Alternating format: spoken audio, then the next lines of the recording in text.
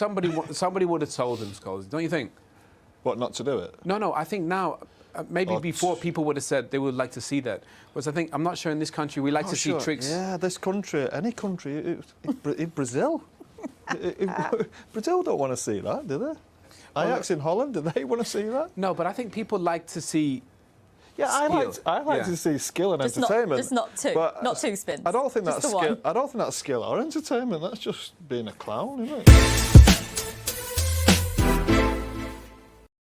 We've seen a meltdown across social media because Antony did a skill, Antony did a trick, Antony did a spin, but they're not telling you the full story about the current situation at Manchester United. This is deflecting away from what's really going on at the club, and we're going to delve into that in a few moments there.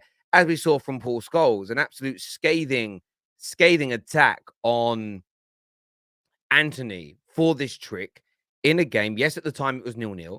Yes, some people are saying it was irrelevant to do. Yes, some people have got an issue with him doing this spin, saying it's disrespectful, saying it isn't needed. And to quote Paul Scholes, I don't know what he's doing. It's ridiculous. It's showboating is what he said there. Many, of course, disagree and say it's an important part of the game, in part of the entertainment element, and also a way of drawing players in, creating space for others, and making your opponents think. But Scholes isn't the only pundit to have an issue with what he did. Was it relevant? Was it needed? He would be getting a flea in his ear, to be honest. I would be, you know, other players. My first question to that is why? Why would he be getting a flea in his ear? He tried a skill that came off and then tried a brilliant inside pass that took out the entire Sheriff team. He just overhit the pass slightly. Now, if he didn't do the skill and he overhit the pass, nobody would be talking about it.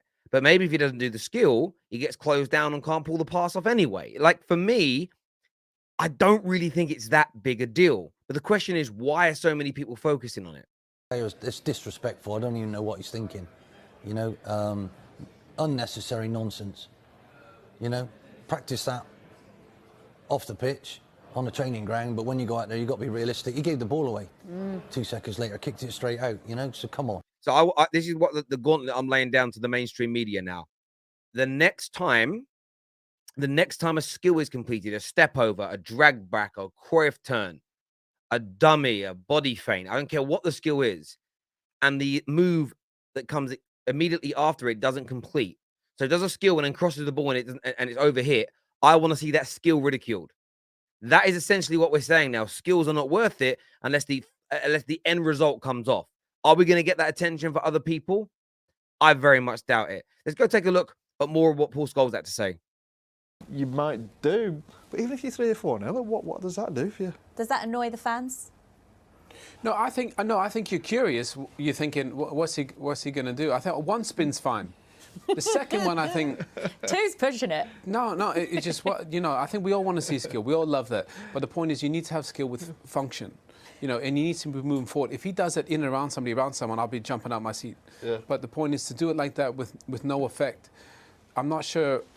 Well, you're missing a point here, Owen. He's doing it because what he's trying to do is entice the fullback in, but the fullback didn't come in.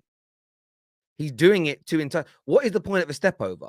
You do step overs to hoodwink your opponent, because when you generally with the step over, and I'm not a skills guru, but it's obvious, is at some point you don't do a step over, you touch the ball and go past your opponent.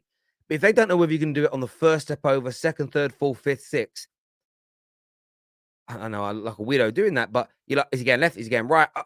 And you're trying to confuse him. He does this spin to try and get someone to come in and take the ball so he can drop a shoulder and go in the opposite direction. And he actually did it to Perisic last week. He went to do the spin, but Perisic came in at him and he spun him and he went on a run and United had a break. It is functional. It's just this time around the Sheriff defender didn't engage.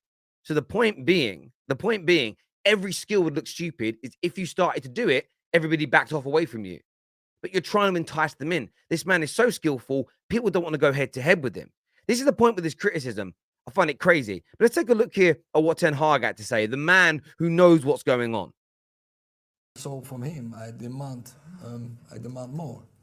more runs behind. more often in the box, more followers in, and more tempo dribbles especially, and more playing in the pocket. So we demand more dominance in this game, and when there now and then there is a trick like that, it's nice. It's nice. Ten Hag's more interested, and I want more runs in behind. I want you to be a bit more aggressive in your play. The skill element, cool. Everyone focuses on that picture of Ten Hag looking disappointed when the pass was over here. He would have made that face if the skill had happened prior or not, because he wants the pass to come off. If you watch the manager throughout the game, every opportunity that's missed has a disappointment. Every pass that goes astray, there's disappointment. But of course, you focus on it on this moment because you're trying to frame something as a narrative. As long as it's functional, if you're not losing the ball, if you're attracting plays, then it's okay. So you hear what he said there? As long as it's functional. In this case, it was functional. The fullback just didn't engage. As long as you're not losing the ball in the skill, not the play afterwards. Not in the play afterwards. You know, just go back, just listen to what he said again there. Just break each bit down one by one. It's functional. Functional, yes, but there was no engagement, so we couldn't take the guy on with it because the defender bottled it and backed off. You're not losing the ball. He didn't lose the ball in the skill. Is you're attracting plays. He's trying to attract plays. That's exactly what he's doing. So what he's trying to do with these skills is attract someone to come in and then beat them, i.e. making it functional and not losing the ball. If they don't engage with him, it's not his fault. He's still done the right thing. But we know why Mountains are being made out of molehills. Was he dragged off at half-time because of it? No. Lissandro Martinez and Antony were taken off because once that first goal went in, we knew the way the rest of the game was going to go. They were rested for the game against West Ham United. But what's not being focused on is the fact that Man United are improving. And this is the moral of this video, really. Man United are going about their business very quietly. When they beat Tottenham last week, it was played down the quality in their game. Roy Keane, and this ain't one of their best performances. Spurs are rubbish, basically, is what he said. We've had a couple of draws recently, but the dominance in our game is not being discussed. I must have watched Match of the Day umpteen times. I watched a lot of stuff on Sky, Talk Sport, the BT Sport, general content creators, and Man United's style of play is not being discussed. Our dominance in games is being ignored. And equally, there's opening 2 games of the season. We're still feeling their impact now in terms of our position in the league. But since those games, and the manager changed the system, since those games when the manager, I believe, got under the skin of the players and said, listen, this wasn't failure because of Ollie or because of Ralph or because of X, Y, or Z. This is you guys not having a proper system, not training right, and not taking accountability. He run that out of them the day after the Brentford game, got them thinking in a new way, changed the team up, dropped the right players. It's been eradicating player power ever since, and Man United have gone to another level. We know Man United have gone to another level because since that Brentford defeat, in the Premier League, only Arsenal have more points than Manchester United. In the 9 games played since then, only Arsenal have more points. United have the same amount of points as Man City in that time period, with exactly the same amount of wins, draws, and defeats. More points than Tottenham, who have played a game more. More points than Newcastle, who have played a game more. More points than Chelsea. More points than Liverpool. More points than West Ham. Man United's form since that moment has been impeccable. There have been bumps in the road along the way, no doubt about it. The Real Sociedad game, as an example. Drawing to Newcastle, bump in the road. Getting battered by Man City. The Newcastle game, we should have won it in the 11th hour. The Real Sociedad game, we got done by a dodgy penalty. But we deserve to lose. United aren't the finished article yet. But our improvements are being ignored. Our improvements are not being respected. Our improvements are being dashed to the wayside. I don't think this rebuild is complete. I'm still not convinced we're going to make the top 4. We're definitely not in a title race. This squad needs more investment in January, more in the summer, January after that, and the summer after. There is still probably anywhere between 8 to 12 players in this squad that are not of the required level to make us champions of Europe and champions of England again. But the improvements are there. The style of players coming through. It's 5 games on the bounce now where Man United have dominated possession, the territories on the football pitch, and created the better chances within those games. I don't remember the last time Man United had 5 games on the bounce like this. Now, that doesn't mean we lower the standards. It doesn't mean we act like we're back. It doesn't mean these players can start to relax or become complacent. We are still in the beginning phases of this rebuild under Erik ten Hag. Culturally changing behaviors within the dressing room, stylistically and from a footballing philosophy point of view, improving the way we play football. And of course, adding the squad and getting the investments and to create a roster of players which are going to be good enough to maintain this style. We go up against West Ham this weekend, and I, for one, I'm confident going into the game. West Ham are a good team. West Ham can be very hard to beat. You look at the form table.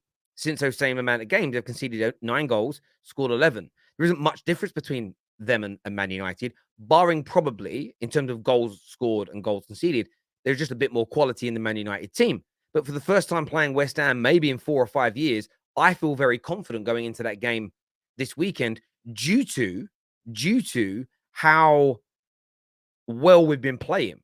But that's being ignored. Yes, we only beat Sheriff yesterday, and Sheriff are by no means anything other than minnows. But Man United have struggled against teams like this for a long time. Go back and look at our Europa League records every other year since Fergie's gone. In fact, look at our Europa League record when Fergie was here when we dropped into it.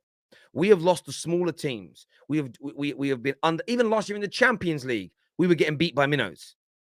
The fact that we're putting that behind us, dominating these games, fans are enjoying the football, falling in love with the players again, is being ignored by the mainstream media in exactly the same way they did with Arsenal. Man United are getting the Arsenal treatment right now. God, our cash cow's going to go. Our cash cow is going to disappear if we can't be negative about Man United. What are we going to do? So let's take small, minute bits of a game. That shouldn't even be the focus. The fact that it was trending is an embarrassment. I'm calling you out on it. And I'm very, very happy to see our manager come out and defend his player. I'm very, very happy to see Erik ten Hag come out and say that he has no problem with it, that he wants more from the player in general, but this is a nothing thing. He confirmed that he was substituted because that was part of the plan. And I'm glad to see we've got a manager out there who's backing his players. And I will end by saying this. Ronaldo and him have put their saga behind them now, so have I as a Man United fan. But last week, these same pundits were not calling Ronaldo disrespectful for storming off and leaving his teammates, embarrassing the club, and misbehaving. This week, a player initiates a skill to try and open up a team for Man United to score, and suddenly this is the worst behavior a player in the Man United team can have. The opinions stink. They absolutely stink. It's outrageous. And as I say, I'm glad that Ten Hag is out here backing his players. I want your views and I want your opinions on this. Smash the like and the share button, and we'll see you all again very, very soon. Take care. Goodbye. God bless. And I'll see you in a bit. Peace.